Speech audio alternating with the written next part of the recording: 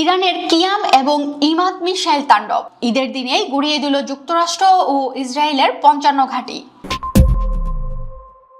মধ্যপ্রাচ্যের মার্কিন ও ইসরায়েলি আধিপত্যের ভিত নাড়িয়ে দিয়ে এক নজিরবিহীন ও প্রলয়ঙ্করী হামলা চালিয়েছে ইরান। মুসলমানদের অন্যতম প্রধান ধর্মীয় উৎসব ঈদ উল ফিতরের দিনেই এই ভয়াবহ সামরিক পদক্ষেপ নেয় তেহরান। অপারেশন ট্রু প্রমিস 4 এর ৭০তম ঢেউ হিসেবে চালানো এই বিধ্বংসী ড্রোন ও মিসাইল হামলা মধ্যপ্রাচ্য জুড়ে যুক্তরাষ্ট্র ও ইসরায়েলের অন্তত ৫৫টি গুরুত্বপূর্ণ সামরিক অবস্থান গুড়িয়ে দেওয়ার দাবি করেছে ইরানের ইসলামী বিপ্লবী গার্ড বাহিনী। ঈদের দিন সকালে যখন মুসলিম উম্মা উৎসব পালন করছে, ঠিক তখনই শত্রুদের বুকে এই চরম আঘাত হানে ইরান। ভোররাত থেকেই শুরু হয় আকাশ বিদীর্ণ করা মিসাইলের গর্জন। আইআরজিসির দাবি অনুযায়ী একের পর এক মিসাইল ও ড্রোনের আঘাতে মধ্যপ্রাচ্যে অবস্থিত মার্কিন সামরিক শক্তি রীতিমতো পর্যদস্ত হয়েছে। সৌদি আরবের আল খার্জ ঘাঁটি থেকে শুরু করে সংযুক্ত আরব আমিরাতের আল দাফরা, কুয়েতের আলী আল সালেম এবং ইরাকের কুর্দিস্তান অঞ্চলের এরবিল ঘাঁটিতে প্রকম্পিত ধরিয়ে দেয় ইরানি মিসাইল। সবচেয়ে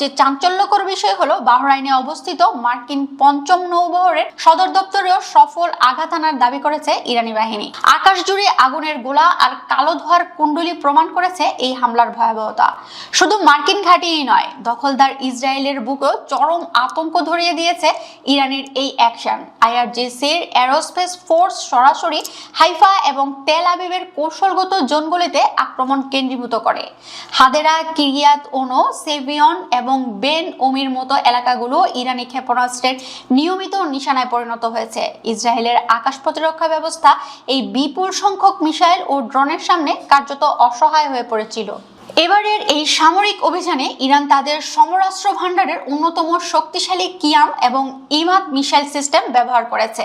এর সঙ্গে যুক্ত হয়েছিল ঝাঁকে ঝাঁকে আত্মঘাতী ড্রোন। এছাড়া খুররম শহর ৪ এবং মাল্টিওয়ার হেড কদর ক্ষেপণাস্ত্রের নিখুঁত আঘাতে শত্রুপক্ষের প্রতিরক্ষা ব্যবস্থা সম্পূর্ণ তছনছ হয়ে যায়।